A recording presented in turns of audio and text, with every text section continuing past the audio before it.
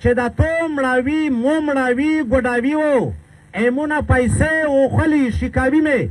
داغه او په زړه کې دا ویایي چې زه په حقه یو و ای زونی خیله کومه ای د پاکستان مسلمونه ته په ناحقه یې ځکه چې څوک دا ځون نه بولي او څوک داسې نه وایي چې زه ګناهګور یا پلونکای ګناهګور نه دی او زه کوم دا ویایو زه عالم مشر عوام دا ویایو چې زه پسیخه یو زه جنتي یو او ته وریایې بقاعده د جنی خیل د علما اجلاس کښېنوسته مشوره کښېنوستله چې دا زه ژاغېږه دا د ټولې مشوره دو او ټول جنی خیل علما ویایي چې دا ته څه بیان کې دغه میش ټول تو سره متافق یي د تو په بیان باندې هغه بیان دا دی چې پیغمبر صلی الله علیه و آله وسلم هغه فرمایي چې کله توس کې څوک بد چار کو نو پلوس یې مانې کا او کالوس طاقت ته نه وي نو په ژبه باندې مانې کا او که دغه طاقت ته نه وي نو زړه ځنې باد کا خو پیغمبر صلی الله علیه و آله وسلم فرمایي چې دا کمزوری نه کمزوری ایمان دی چالوس چار یې دو تاکي سب دا حدیث تقسیم کړی دی درې حصے ته چالوس چار یې دو آ د حکومت تو امیشتوس پلوس کې حکومت نشته دی لوس میشتوس نشي ورچوای ځکه که لوس ته ورچوه نو په دا نه فساد جوړیږي نو د دې وجې نه حکومت خپله ذمهوره پرېښې دو دغه رنګې حدیث یوه دا حصه دو که لوس طاقت ته نه لره نو په ژبه باندې یې سورکه باندې کا دغه ذمهورتیا تاکي صاحب فرمایي چې دا د علما دو آ دا بیان پہ وکو آ دا زی پزی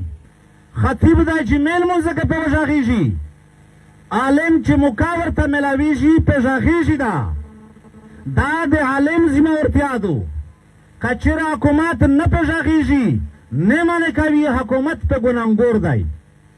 عالم نا پہ شاخیشی عالم پہ گناہگور دائی او کچر عالم نا پہ شاخی دو نو عوام د زړه ځنې بات کو کما نه کما درجه دا دو چې عوام د بیا زړه بات کو او چې عوام زړه نه بدوي عالم پېژاخېږي نه او حکومت یې نه بیانوي آیا نه منې کوي نو د مو خوږي عزتمنې بیا امیشتوس د ایمان کمه درجه پوته شوه خو که ډېر څرڅیل یو جیل وي یو مرګ وي مرګ ناخلصیندان په یوه حالات کې نشته دی خامخا ورځي چې کله درته مقرر وي نو زه درخواست مې دا دی که امید دی که عالم دی که مشر دی خپل حق ته بیانوي او داسې احتجاج ته د حاضري کو او مرکې مشورې ته درځي بله مې ذاتي مشورې چې د عالمون نن وتلي دي انشاءالله وتعالی چې رنګ ورووري دا مو امید دی چې رنګ ورووري خو ته ورته کستی چې توس پښې سره تام شي و میش پښې دغسې تام شي د نن چې کیم میش بیان کو کیمه خبره کو هغه دا دو چې کسه چې څوک دي چې ځونیخېل امن خروپوي هرې خبرې حل مذاکرات دي ځکه ټیپک روخلو کلوار چوڑا روخلو دا یې حال نه دی یو فساد پیلاو شي په علاقه کې حال یې دا دی چې زه مذاکرات وکړو چې چا سره دي چې زه مذاکرات وکړم سره معاهده کړې دو هغه معاهده د دو کا نه د دو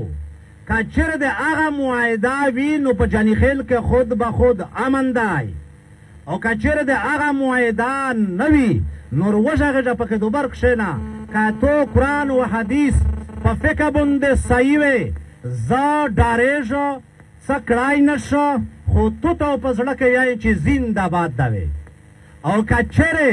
زه در باندې سیخ و نو ته کښېنځېتي الله دې پوره د کوم معاف کا د کوم ما زوروه د کوم بېځا مه تنګوه علماو وي په دا کې علماو نه په څټ کېږي ذمه د علما غدو ځکه چې علما د امت چوکیداران دي چې کله چوکیدار اوسي د کون بیټاک دا متیږي خود به خود او چې چوکیدار بیدار وي نه کور متیږي او نه د کون متیږي دا ذمه د عالم غدو